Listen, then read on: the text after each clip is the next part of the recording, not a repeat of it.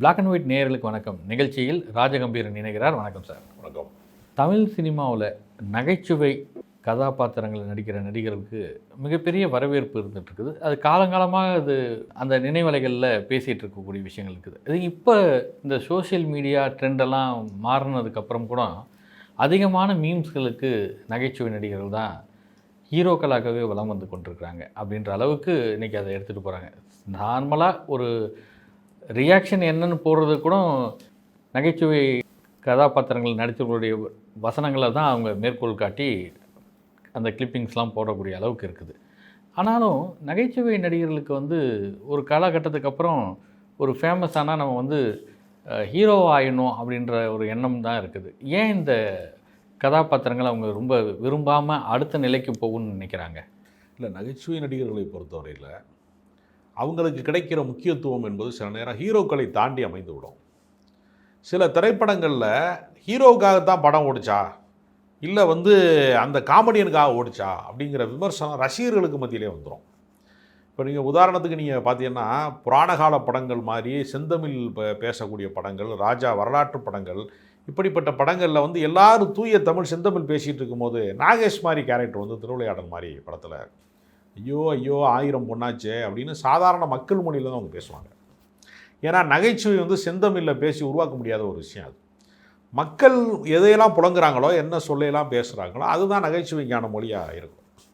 அப்போ இரவு பகலாக வந்து என்ன செய்வாங்கன்னா நகைச்சுவை நடிகர்கள் வந்து ஹீரோ வந்து வருஷத்துக்கு ஒரு படம் 2 படம் நடிச்சிட்ருப்பார் அதிகபட்சம்.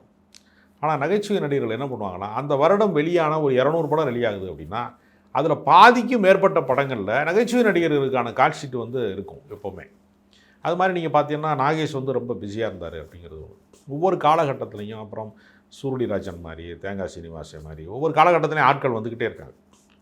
கவுண்டமணியோட சாம்ராஜ்யம் வந்து ரொம்ப 80களின் காலகட்டத்தில் ரொம்ப பெரிய ஒரு காமெடியனா கவுண்டமணி செந்தில் ஜோடி வந்து ரொம்ப நாள் இருந்துச்சு. அந்த காலகட்டத்தில் என்ன சொல்லுவாங்கன்னா 80களில் இருக்கக்கூடியவர்களுக்கு தெரியும், இளையராஜா இசையும் கவுண்டமணி செந்தில் ஜோக்கு இருந்துச்சுன்னா வியாபாரம் வந்து கன்ஃபார்ம் ஆகிடும் அப்படிங்கிற மாதிரி விஷயங்கள். அப்போ வந்து கதாநாயகன் வீக்காக இருந்தால் கூட இப்போ ராமராஜன் படங்கள்லாம் நீங்கள் பார்த்தீங்கன்னா இப்போ கரகாட்டக்கார மாதிரி படங்களில் அந்த காமெடியை தான் அந்த படத்தை நினைவு கூறுறது அதில் இருக்கக்கூடிய வாழைப்பழ காமெடி தான். படம் வந்து பழசாயிடும், பாடல்களும் கேட்டு கேட்டு வந்து அதுவும் பழசாயிடும். நீங்கள் நகைச்சுவைக்கு மட்டும்தான் அடுத்தடுத்த தலைமுறையில் வந்து ஆடியன்ஸ் வந்துக்கிட்டே இருப்பான். அப்புறம் வந்து வைகை புயலுடைய நகைச்சுவை அப்படிங்கிறது உங்களுக்கு வந்து வடிவேலோட நகைச்சுவைங்கிறது உருண்டு புரண்டு சிரிக்கிறதுக்கான ஒரு விஷயமாக இருக்கும். அது என்ன காரணம்னா மற்ற நடிகர்களுக்கும் வடிவேலுக்கும் ஒரு மிக முக்கியமான வித்தியாசம் இருக்கிறது. கவுண்டமணி வந்து செந்திலை அசிங்கப்படுத்தி சிரிக்க வைப்பாப்புல, அவமானப்படுத்துகிற விஷயங்களா, டே கோமுட்டி தலையா ஞான பழத்துக்கு கொட்டை இருக்கான்னு கேட்குறது மாதிரி, இது மாதிரி விஷயங்களுக்குள்ள ஒரு அறிவாளிக்கும் முட்டாளுக்குமான உரையாடல் அப்படிங்கிற மாதிரி தான் கவுண்டமணி செந்திலுடைய நகைச்சுவை எல்லாமே இருக்கும். அவரை மட்டம் தட்டுறது தான் அவருடைய காமெடியாகவே இருக்கும். ஆனால் அதுக்கு நேர் விரோதமாக தன்னை கேவலப்படுத்திக்கிறது மாதிரியான இடம் இருக்குல்ல, அந்த இடத்துல நகைச்சுவை பண்ணுறதுல வடிவேலை அடிச்சுக்கிறதுக்கு ஆளே கிடையாது. இப்போ நீங்கள் ஒரு உதாரணத்துக்காக சொல்கிறேன், ஒரு பொம்பளை ரவுடியை கைது செய்யணும் அப்படிங்கிறதுக்காக ஒரு போலீஸை வந்து போகக்கூடிய வடிவேல் வந்து உள்ள அவருடைய போலீஸ் யூனிஃபார்மையெல்லாம் கழட்டி வச்சுக்கிட்டு அந்த ரவுடி வந்து தொப்பியோடு வெளியேறி போகிறதும், நான் வந்து அம்மனமாக கிடக்கண்டா என்னை காப்பாற்றுங்கடா அப்படின்னு ஒரு கத்துற சீன் இருக்கு இல்லையா, இதை வந்து வேறு எந்த காமெடி நடிகராது நடிக்க ஒத்துக்குருவாங்களான்னு ஒரு கேள்வி இருக்குது. ஒரு இமேஜ் இருக்குல்ல, தன்னை வந்து அசிங்கப்படுத்தி தான் சிரிக்க வைக்க முடியுங்கிற இடம் இருக்கு இல்லையா, அந்த இடத்த வந்து நீங்கள் பார்த்தீங்கன்னா அது சார்லி சாப்ளினுக்கு பின்னாடி. சார்லி சாப்ளின் வந்து அவரே வலிக்கி விழுவார், அவரே கீழே விழுவார், மண்டையில் அவர் மேலே வந்து எல்லா பொருளும் விழுகும் அப்படிங்கிற மாதிரி விஷயங்கள்லாம் அடிபட்டு ஓடுவார், திரும்ப ஓடுற இடத்துல தடிக்கி விழுவார். இப்படி தான் அவருடைய நகைச்சுவை பூராமே இருக்கும். அப்போ அவருடைய நகைச்சுவை வந்து தன்னை தாழ்த்திக்கிற நகைச்சுவை தான். அதுக்கு அடுத்தபடியாக நீங்கள் வந்து பார்த்தீங்கன்னா வடிவேலுடைய நகைச்சுவை வந்து அப்படி இருக்கும். அதனால தான் நம்ம நினைவில் எப்பொழுதுமே நம்ம வாழ்வில் நடந்த அபத்தங்கள், தோல்விகள், அவமானங்கள், கேவலப்படுறது இதெல்லாம் இருக்கு இல்லையா, இது எல்லாத்தையுமே வந்து சீனா வந்து இவர் நடிச்சிருப்பார். ஏமாற்றப்படுறது, ஏமாத்துறது, படித்துறை பாண்டி மாதிரி கேரக்டர், இப்படி நிறைய கேரக்டரில் பார்த்தீங்கன்னா அவர் தன்னை கேவலப்படுத்திக்கிற காட்சிகளை ரொம்ப துணிந்து அவர் நடிப்பார். அதில் அவர் அபாரமான வெற்றியை பெற்றார். அவர் அடைந்ததற்கு பின்னாடி என்ன நடந்துச்சுன்னா, நான் போய் இப்போ இந்த சுந்தர்சி படத்தில் வந்து போய் சுந்தர்சியை காப்பாற்றிட்டு வந்துடுறேன், இந்த சூர்யாவை காப்பாற்றிட்டு வந்துடுறேன், விஜயை காப்பாற்றிட்டு வந்துடுறேங்கிற அளவுக்கு வந்துட்டார். அவர் பெரிய நகைச்சுவையினுடைய சூப்பர் ஸ்டார் ஆகிட்டார். அவரோட காட்சிட்டுக்காக ரஜினிகாந்த்லாம் காத்திருக்கிறது மாதிரியான ஒரு காலகட்டம் அவருக்கு வந்துச்சு. அப்போ என்ன ஆகுதுன்னா, ரொம்ப உச்சபட்சமான வளர்ச்சியில் அவர் வருகிற போது நகைச்சுவை நடிகர்களுக்கு ஒரு ஆச்சரியமான விஷயம் என்னென்னா, சத்யராஜ் ஹீரோவாக நடிக்கிற படத்தில் 90கள் காலகட்டங்களில் நான் சொல்கிறேன், அவர் ஹீரோவாக நடிக்கிற படத்தில் அவரோட சம்பளம் 10 லட்சம். அதே படத்தில் காமெடியனாக நடிக்கிற கவுண்டமணிக்கு 30 லட்ச ரூபா சம்பளம். இது எங்கேயாவது நம்ம நம்ப முடியுதா அப்படின்னு பார்த்தா இதுதான் உண்மை. அந்த அளவுக்கு அவருக்கு மார்க்கெட் வந்து அதிகமாக இருந்துச்சு. அப்போ ஹீரோவை தாண்டி 2 மடங்கு கூடுதல் சம்பளம் வாங்கக்கூடிய அளவுக்கு காமெடியன்களுடைய தேவை தவிர்க்க முடியாதா இருக்குது. என்னதான் நம்ம காமெடியனாக நடித்தாலும் நம்ம படம் முழுக்க நம்ம கிடையாது, நம்மளை நம்பி இந்த படம் கிடையாது அப்படிங்கிற ஒரு இடம் வருகிற போது ஒரு கட்டத்துக்கு மேலே என்ன செய்வாங்கன்னா, பெரிய ஹீரோக்கள் டேட்டு கிடைக்காதவங்க. நீங்கள் பாலச்சந்தர் வந்து எம்ஜிஆர் திரைப்படத்துக்கே கூட பணியாற்றக்கூடிய வாய்ப்பு பெற்றவர். அவர் வந்து முதல் முறையாக படம் எடுக்கணும்னு முடிவு எடுக்கிறப்ப நாகேஷோட கால்ஷீட் வச்சு தான் அவர் எடுத்தார். அப்போ அவங்கள வந்து ஒரு நகைச்சுவை நடிகனை வந்து கண்கலங்குற கதாபாத்திரமாக கூட மாற்ற முடியும் அப்படிங்கிற மாதிரி நீர்க்குமிழி மாதிரியான ஒரு பரிசோதனை முயற்சியெல்லாம் பண்ணி அப்போ அது சக்ஸஸ் ஆகிருக்கு. ஏற்கனவே ஒரு காமெடியனை வைத்துக்கொண்டு கதாநாயகனாக காட்டும் போது ஒரு ஃபுல் என்டர்டெயின்மெண்ட் கிடச்சிரும் அப்படிங்கிறதுல ஒரு கம்ப்ளீட் காமெடி ஸ்கிரிப்ட் பண்ண முடியுங்கிற கான்ஃபிடென்ட் யாருக்கு இருக்கோ அவங்க வந்து அதை களத்தில் இறங்கினாங்க. அப்படி தான் வடிவேலுக்கும் கூட கவுண்டமணி நிறையா இதாக நடித்தார், ஹீரோவை நடித்தார், பயங்கர ஃப்ளாப் அந்த படம்லாம். வடிவேலுக்கு வந்து பெரிய அளவில் வந்து 23ஆம் புலிகேசி பெரிய ஓப்பனிங் கொடுத்துச்சு. ஆனால் அது நிலைக்கும்னு அவராக நினச்சிக்கிட்டாரு. ஆனால் அது நிலைக்கலை. அதுக்கடுத்து வந்து இந்திரலோகத்தில் நான் அழகப்பன், தெனாலிராமன் எல்லாமே வந்து அவருக்கு வந்து பெரிய வெற்றியை அவருக்கு தரலை. அப்போ அவர் நீண்ட இடைவெளி ஆயிடுச்சு, அவருக்கு கதாநாயகன் நடித்து நீண்ட இடைவெளி. அப்புறம் இப்போ சமீபத்தில் வந்து சில ஆண்டுகளுக்கு முன்பு வந்து அந்த மாமன்னன் படத்தில் ஒரு கேரக்டர் ரோல் மாதிரி அவர் நடித்தார். இதே நிலைமை தான் சந்தானத்துக்கும். சந்தானமும் வந்து சிம்புவுடைய அறிமுகத்தில் உருவாகி காமெடியனாக ஒரு ரவுண்டு வந்தார். சூரியும் அதே மாதிரி வந்து காமெடியனாக ஒரு ரவுண்டு வந்தப்போ ஒரு கட்டத்துக்கு மேலே என்ன ஆகுதுன்னா, ஹீரோக்களுக்கு இருக்கக்கூடிய பஞ்சம் இருக்குல்ல. நீங்கள் வந்து புதுசாக வந்து ஒரு தயாரிப்பாளர் வர்றாரு, ஒரு புதுசாக ஒரு இயக்குனர் வர்றாரு, அவர்கிட்ட வந்து எல்லாருமே போய் விஜய் சேதுபதிகிட்ட கால்ஷீட் வாங்கணும், சிவகார்த்திகேயன்கிட்ட வாங்கணுங்கிற சாத்தியம் இல்லாமல் போகிற போது ஏன் இந்த கதையை வந்து நம்ம வந்து ஒரு வித்தியாசமாக இருக்கட்டுமே, ஒரு யதார்த்தமாக இருக்கட்டுமே அப்படின்னால இப்போ வெற்றிமாறன் மாதிரி ஒரு பெரிய ஸ்டார் இயக்குனர்கள் கூட சூரியை வச்சு ஒரு படம் பண்ண முடியும் அப்படின்னு அவங்க நிரூபிக்கிறாங்க இல்லையா. அப்போ சூரிய முழுமையான கதாநாயகனாக மாற்றப்படுறார். அதனால் இது சம்பளம் சம்மந்தப்பட்ட விஷயம் மட்டும் கிடையாது. ஏன்னா இன்னும் சொல்லப்போனால் ஹீரோவாக இருக்கிறத விட சேஃப்டி எதுனா அவங்க வந்து காமெடியனாக இருக்கிறது தான். ஏன்னா தொடர்ந்து எவர் கிரீனாக நம்ம இருந்துக்கிட்டே இருக்கலாம். அது மனோரமா வந்து சினிமாவில் நடிக்க அவங்க நாடகத்துறையிலலாம் இருந்தப்போ அவங்கள சினிமா துறைக்கு அழைத்து வந்தது ஏறத்தாழ வந்து வாய்ப்பளிப்பதற்காக வேண்டி அழைத்து வந்தது வந்து கவிஞர் கண்ணதாசன் அவர்கள் தான் அந்த வாய்ப்பளிப்பதற்கு காரணமாக இருக்கிறார். ஆனால் அவர் வந்து என்ன பண்ண கதாநாயகன் நடிக்க தான் அவங்க வர்றாங்க, சில படங்களும் நடிச்சிருக்காங்க அவங்க.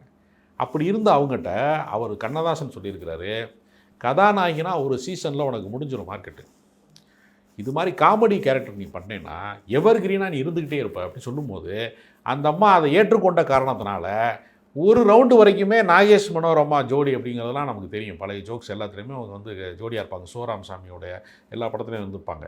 பின்னாடி அவங்க கேரக்டர் ஆர்டிஸ்டாக மாறி அவங்களுடைய அந்த உடல்நல நலிவுற்று மரணிக்கிறதுக்கு சில காலத்துக்கு முன்பு வரைக்குமே தமிழ் சினிமாவில் ஒரு தவிர்க்க முடியாத கேரக்டராக ஒரு நடிப்பு அரக்கியாக தான் வந்து ராட்சசியாகத்தான் வந்து மனோரமா அவர்கள் திகழ்ந்தார்கள்.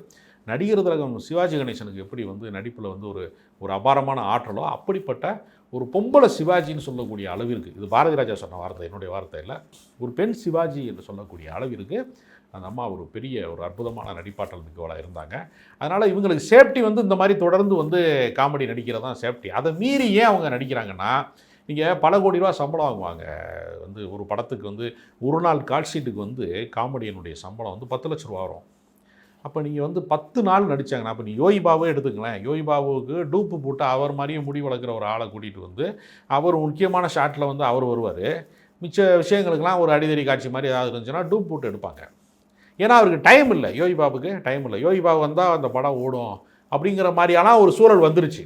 அது பெரிய வேடிக்கை என்னென்னா, அவர் பேர் பாபு, அவர் எப்படி யோகி பாபு ஆனார்னா, தன்னை கதாநாயகனாக ஆக்குவதற்காக அமீர் வந்து எடுத்த படம் யோகி, அந்த படம் ஓடலை, அதில் அறிமுகமானவர் இவர். அந்த பேரில் அவர் யோகி பாபு ஆனவர், அவர் பல படங்களில் கதாநாயகனாக நடிச்சிட்டார். இப்போ யாருக்கு வந்து ஸ்டார்ட் ஆகும் சினிமா, எங்கே போய் ரீச் ஆகும், எவ்வளோ விளைவுகளை ஏற்படுத்தும், எவ்வளோ வசூலை ஏற்படுத்தும், எவ்வளோ சக்ஸஸை கொடுக்கும் அப்படின்னு சினிமாவினுடைய அதிர்ஷ்டம் வந்து எந்த புள்ளியில் தொடங்கும், எந்த புள்ளியில் வந்து அது முடிவடையும் அப்படிங்கிறது யாராலையுமே கணிக்கவே முடியாத ஒரு இடம் அது. அதனால் கதாநாயகர்கள் என்ன நினைக்க, எவ்வளவு சம்பளங்கள் வாங்கினாலும் எவ்வளவு பெரிய பாராட்டுகள் பெற்றாலும் அவனை பார்த்து 4 பேர் கேட்க போக சிரிக்கிறாங்கல்ல, அதை தாண்டி ஒரு இமேஜ் இல்லைல்ல, அந்த இமேஜுக்காக சில படங்கள் அவங்க நடிக்கிறாங்க. அதனால் காலத்தால் வந்து எல்லா முறையுமே வந்து தொடர்ந்து வந்து அப்படி வந்து நடிக்க முடியுமான்னு பார்த்தா யதார்த்த கதைகளுக்குள்ளே நடிக்க முடியும். ஆனால் அவங்களே சூப்பர் ஹீரோயிசமாக ஒரு படத்தில் அவங்க நடிக்கிறாங்க அப்படின்னு நினச்சிங்கன்னா அது வந்து மறுபடியும் வந்து ஒரு பெரிய தோல்விக்கு தான் அது வழிவகுக்கும். அதனால் கவுண்டமணிலாம் பல முறை கதாநாயகனாக தோற்றுருக்கார். அதனால் கதாநாயகனாக வந்து நகைச்சுவை நடிகர்கள் பாதையை தேர்வு செய்வது அப்படிங்கிறது ரசிகர்களுக்கு ஒரு பெரிய ஏமாற்றம் தான். இல்லை, இப்போ நீங்கள் சொல்கிற மாதிரி 23ஆம் புலிகேசி வடிவேலுக்கு ஒரு பெரிய வெற்றியை தந்தது. அதன் பின்னர் வருகின்ற படங்கள் அந்த அளவுக்கு உயரத்தை தொடரலை அப்படின்னும் போது இப்போ நாகேஷ்லாம் காமெடியனாக அறிமுகமாகி கதாநாயகனாக வந்து மீண்டும் அந்த கதாபாத்திரங்களுக்குள்ள அவங்களால நடிச்சாரு. அப்போ அந்த எண்ணத்துக்குள்ளே ஏன் வர முடியாத ஒரு சூழல், அந்த இமேஜ் தடுக்குதா அவங்கள?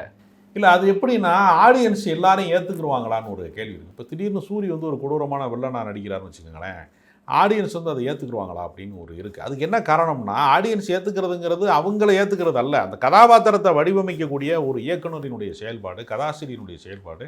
சில நடிகர்களுக்கு சில இமேஜ் வந்து ஒத்து வராது. இப்போ உதாரணத்துக்கு சசிகுமார் வந்து அவர் வந்து கொடைக்கானலில் கான்வென்ட்டில் படித்து ஒரு ரொம்ப வசதியான சூழலில் வளர்ந்தவர்.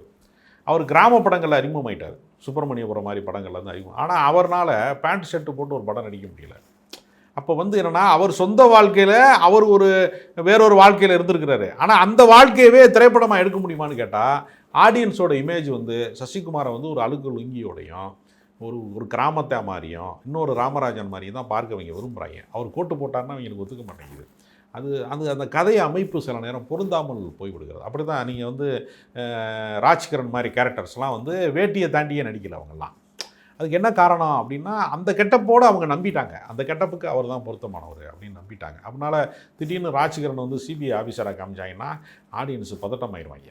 அதனால் சீவலப்பேரி பாண்டி படத்துல எல்லாம் நடிச்சு விட்டு நெப்போலியன் வந்து சிபிஐ ஆஃபீஸராக சில படத்தில் நடிக்கும் போது சீவலப்பேரி பாண்டியில் என்ன டைலாக் டெலிவரி பண்ணுவாரா அதே மாதிரியே என்னையா உண்ட மாதிரியே பேசியிருப்பார். அப்போ இமேஜ் வந்து ஒட்டாது சில நடிகர்களோட. அதனால் ஒரு நடிகனுக்கு ஏதாவது ஒரு இமேஜ் வந்து ரொம்ப பொருத்தி போயிடுச்சுன்னா வேறு கதாபாத்திரங்களுக்கு பொருந்தாமல் போகக்கூடிய ஒரு அபாயமும் அதுக்குள்ளே நிகழும். அதனால் ஹீரோவுக்கான இமேஜ் அப்படிங்கிறது காமெடியன்களுக்கு பெரும்பகுதி வர்றதில்ல. அதனால தான் அவங்க காமெடி படங்களை நடிக்கிறது, எஸ்கேப் ஆகிறதுக்காக காமெடி படங்கள் நடிப்பாங்க. ஆனால் காமெடிங்கிறது எல்லாத்துக்கும் வராது. ஸ்கிரிப்ட் எழுதுகிறவனுக்கோ அது மாதிரியாக சிந்திப்பதற்கோ எல்லாருக்கும் அது வராதுங்கிறதுனால அதன் தொடர்ச்சியில் ஒரு பெரிய வெற்றிடம் இருக்குது, பஞ்சம் இருக்குது காமெடிக்கு. அது மாதிரியான படங்கள் வர்றதை ரசிகர்கள் ரொம்ப விரும்புகிறாங்க. அதனால தான் மதகத ராஜா மாதிரி படம்லாம் பயங்கர ஹிட் ஆகுது. ஒரு பழைய படம், அந்த படத்தில் நடித்தவங்க பாதி பேர் செத்துட்டாங்க எல்லாருமே. முக்கியமான நடிகர்களாக இருந்த மனோபாலா, மணிவண்ணன் எல்லாருமே உயிரோடு இல்லை. ஆனால் அந்த படம் வந்து மறுபடியும் வரும்போது ஜனங்க கொண்டாடுறாங்க. அப்போ மக்களுக்கு இன்னும் நகைச்சுவையில் ஒரு பஞ்சம் இருக்கிறது. அதை நிறைவேற்றுவதற்கான ஸ்கிரிப்டோ டைரக்டர்ஸோ ப்ரொடக்ஷன்ஸோ இப்போ இல்லை. இப்போ இந்த மாதிரியான பஞ்சம் இருக்கிறதுனால தான் சந்தானம் போன்ற நடிகர்கள் மீண்டும் சிம்பு படத்தில் ஒரு காமெடிக்காக நடிக்கிறதுக்கோ இல்லை நட்புக்காக நடிக்கிறதுக்கோ திரும்ப வராங்களா? இல்லை, அவர் சிம்பு வந்து ஒரு கலக்கப்போவது யார் மாதிரியான காமெடி டைம் மாதிரியான விஷயங்களுக்குள்ளே சுற்றிட்டு இருந்த ஒருத்தரை சந்தானத்தை சின்ன திரையில் இருந்து பெரிய திரைக்கு கொண்டு வந்து சேர்த்தது யார் அப்படின்னா சிம்பு தான் கொண்டு வந்து சேர்த்தார். அதனால் சந்தானம் இன்று வாழ்ந்து கொண்டிருக்கிற சினிமா வாழ்க்கை என்பது சிம்புவால் தொடங்கி வைக்கப்பட்டது. அதனால் அந்த நன்றி கடன் அவருக்கு இருக்குது. இப்போ வந்து விஜய் சேதுபதியை வந்து சீனராமசாமி தான் வந்து தென்மேற்கு பருவக்காட்டில் அறிமுகப்படுத்துகிறார். அப்போ அதற்காக என்ன செய்கிறாருன்னா சீனராமசாமிக்கு வந்து பல படங்களை அவர் நடித்து கொடுப்பதற்கு காட்ஷீட் கொடுக்குறாரு. அப்போ அவருக்கு வந்து ஒரு பெரிய ஹீரோயிசம் சார்ந்த படங்கள் அவர் எடுக்க மாட்டார். இவருடைய வளர்ச்சி வந்து அபாரமாக போகிற போது கூட அவர் தர்மதுரை மாதிரி படங்கள் நடிக்கும்போது அந்த இமேஜுக்கு வந்து பொருந்துமா அப்படிங்கிறதெல்லாம் பார்க்காம ஒரு அவார்டு ஃபிலிம் எடுப்பார், ஒரு சென்டிமெண்ட் படம் எடுப்பார் சீனராமசாமி. அதனால் அந்த படத்தில் நம்ம நடிக்க வேண்டிய அவசியம் இல்லை, நம்ம வளர்ந்துட்டோம் அப்படின்னு நினைக்காம விஜய் சேதுபதி போய் அவர் படங்களில் நடிக்கிறார். அதே மாதிரியான ஒரு தன்மை தான் வந்து சிம்பு கூப்பிட்டா நம்ம போகணும் அப்படிங்கிற ஒரு நன்றி உணர்ச்சியின் அடிப்படையில், நன்றி கடனின் அடிப்படையில் தான் சந்தானம் வந்து மீண்டும் நான் காமெடியை நான் வர்றேன், உங்களுக்காக எப்போ கூப்பிட்டாலும் நான் வருவேன் அப்படின்னு சொல்கிறது ஒரு பண்பாட்டின் அடையாளம். அதனால் அது சந்தானத்தை காமெடியாக பார்க்க தான் மக்கள் விரும்புகிறாங்க. ஒரு ஹீரோவை பார்க்க மக்கள் வந்து பெரிய அளவில் விரும்பலை. அதை மீறி அவர் சில படங்கள் நடிக்கிறார். 1-2 படம் ஓடின உடனேயே ஓவர் கான்ஃபிடென்ஸை உருவாக்குவாங்க. சுற்றி இருக்கிறவங்க எப்போவுமே சினிமாவுக்குள்ள ஒரு ஜால்ராக்கள் மாதிரி என்ன செய்வாங்கன்னா, உங்களுக்கு பயங்கரமான ஒரு ஓப்பனிங் இருக்குது அப்படின்னு சொல்லுவாங்க. கிட்ட போய் தேட்டரில் போய் பார்த்தா தான் தெரியும் 13 பேர் பார்க்குறானா 12 பேர் படம் பார்க்குறானாங்கிறது. ஆனாலும் உண்மையாகவே காமெடி இருக்குது, உண்மையிலேயே அந்த ஸ்கிரிப்ட் நல்லா இருக்குன்னா அதை பார்ப்பதற்கு ரசிகர்கள் தயாராக இருப்பாங்க. நன்றி.